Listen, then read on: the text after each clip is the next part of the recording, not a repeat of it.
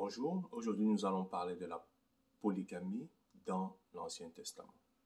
Pour cela, nous allons commencer par parler notamment de la vie d'Abraham, de la vie d'Isaac et de celle de Jacob quant à ce qui concerne le mariage. Et la question sera de savoir quelles sont les leçons que nous pouvons tirer aujourd'hui. Et nous allons surtout nous attarder sur l'intention qu'ils avaient. Et pour cela, je propose que nous commençons par nous attarder sur Genèse chapitre 11, verset 29. Là où il est écrit « Abraham et Nachor prirent des femmes ». Le nom de la femme d'Abraham était Sarai. Le nom de la femme de Nachor était Milka, fille de Taran, père de Milka, père de Giscard. Donc là, nous sommes dans Genèse 11, on nous dit clairement qu'Abraham a pris une femme et non pas d'un coup. Et par la suite, je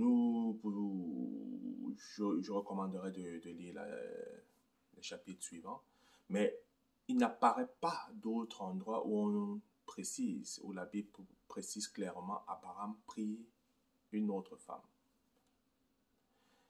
Et la Bible ne nous parle pas aussi d'un cas où Abraham a essayé d'aider Sarai, sa femme, bien qu'elle soit stérile, conformément à ce qui est clairement dit dans Genèse chapitre 11, verset 30, Sarah était stérile, elle n'avait point d'enfant. Abraham n'a pas essayé, conformément aux us et coutumes locales, de prendre une autre femme pour avoir une descendance et peut-être dans une certaine mesure aider Dieu. Il n'a pas non plus essayé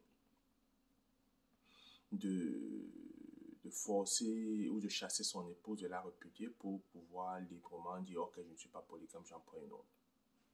Mais par contre, cet homme était prêt à mourir sans des héritiers qui soient issus de lui.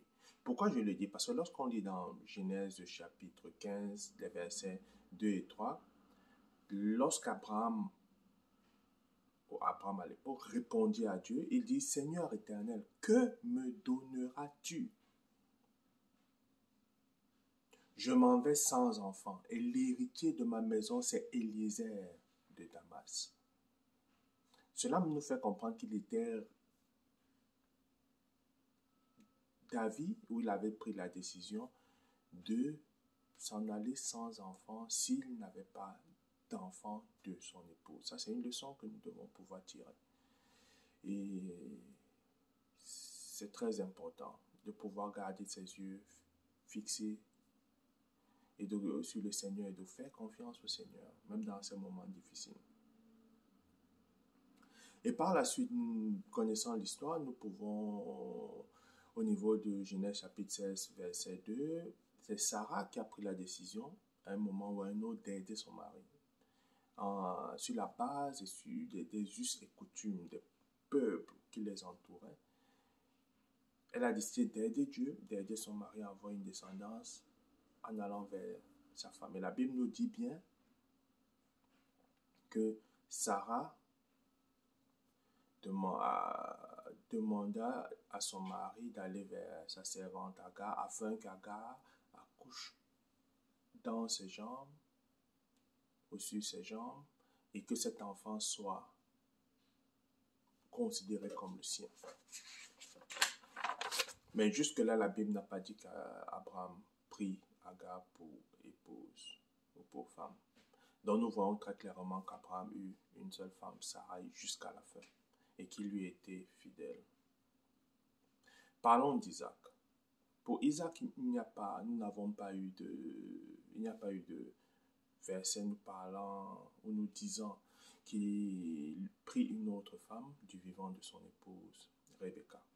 Mais la Bible nous dit, au niveau de Genèse 24, 67, il prit Rebecca qui devint sa femme et il l'aima. Isaac prit Rebecca pour femme.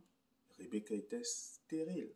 Mais là, nous voyons quand même quelque chose de différent. C'est que, au lieu de prendre la servante de son épouse, de Rebecca, si elle en avait une, et de commettre la même erreur que ses parents, la Bible nous dit très clairement Isaac a imploré l'Éternel pour Rebecca. Et l'Éternel l'exauça. On peut le lire dans Genèse 25, verset 21. Donc, pour Isaac, il n'y a pas eu de... Disons, il n'y a pas eu d'ambiguïté. Isaac eut une seule femme. Et il a pris de la leçon de son père. Il a pris des erreurs de son père et de ses parents, pas de son père, mais de ses parents. Parce que, comme nous pouvons le voir, il implora l'Éternel et l'Éternel bénit son épouse Rebecca avec des enfants. Et parlons maintenant de Jacob. Parce que, pourquoi Jacob? Parce que c'est de Jacob qui est l'héritier de la promesse que Dieu avait donnée à Abraham. Donc, dans Genèse chapitre 29, verset 18, on nous dit clairement que Jacob aimait Rachel. Et il s'entendit avec le père de Rachel, son beau-père Laban, de servir ce dernier pendant 7 ans pour Rachel. Et on nous précise, chapitre 29, verset 20 de Genèse, que ces 7 ans furent comme quelques jours pour Jacob, car il aimait Rachel. Mais, lors du mariage, Jacob fut trompé, parce que Laban lui donna Léa, dont Laban n'a pas respecté les termes du contrat. À ce point, je crois que Jacob était très triste. Je peux imaginer un peu par quelle angoisse il est passé, parce qu'il voulait épouser Rachel, spécifiquement qu'il aimait, et on lui a donné Léa. Bon, là, nous n'allons pas nous attarder sur ce qu'il aurait pu faire ou ce qu'il n'aurait pas pu faire, mais ce qu'il a fait par la suite, c'est qu'il a accepté de se conformer aux us et coutumes. Parce que son beau-père lui a dit, il n'est pas de coutume chez nous de donner la deuxième lorsque la première n'est pas mariée. Donc, du coup, il s'est retrouvé avec 2 femmes, Léa et Rachel. Et par la suite, on lit bien clairement que Jacob aimait Rachel. Il n'aimait pas assez, j'allais dire assez Léa, ou du moins, elle savait qu'il aimait plus Rachel. Et Rachel, et Dieu le vit aussi, et Rachel fut stérile. Et par conséquent, au lieu de prier et de se remettre entre les mains de Dieu, Rachel, se conformant aux us et coutumes des peuples environnants, et elle donna Bila, on peut le voir dans Genèse 31-3, à son mari pour épouse. Et par la suite, dans Genèse 30, verset 9, Léa, qui pensait qu'elle n'allait plus avoir d'enfant, donna Zilpa.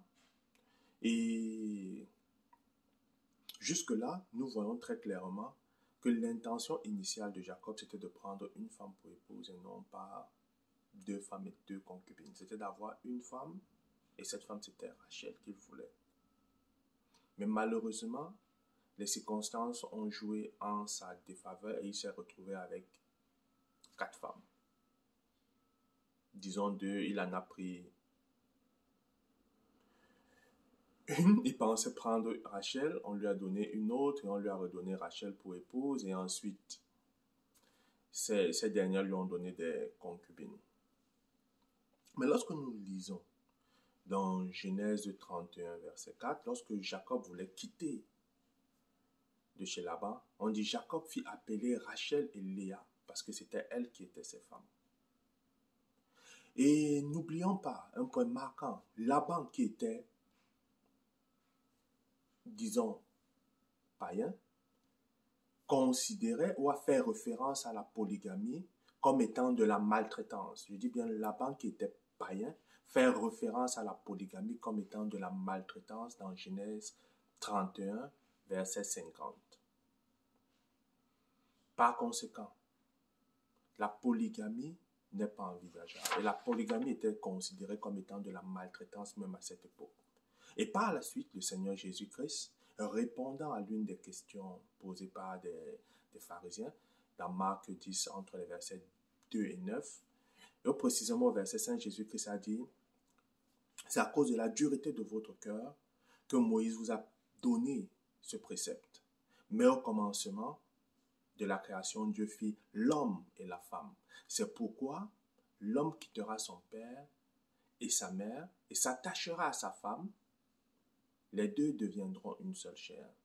Donc le Seigneur Jésus-Christ a dit, s'attachera à sa femme et les deux deviendront une seule chair. En conclusion, la polygamie, même dans l'Ancien Testament, et ça c'est même un païen qui l'a dit, reste et demeure une maltraitance. Et les patriarches, bien que certains se sont retrouvés avec plus d'une femme, avaient l'intention initialement d'en avoir une seule. Parce que naturellement, leur cœur les attirait vers ce Dieu qu'ils aimaient et qu'ils servaient. J'espère que le message t'a béni. Prions. Seigneur, je prie te suppliant, ô Dieu, de graver ta parole dans nos cœurs et de permettre qu'elle porte du fruit. Et que nous soyons des hommes et des femmes selon ton cœur. Nous ne nous conformons pas aux us et coutumes environnants. Nous ne nous conformons pas à cette génération perverse et corrompue, mais recherchant à faire ta volonté en tout temps et en toutes choses. Au nom de Jésus-Christ, sois béni abondamment. Amen.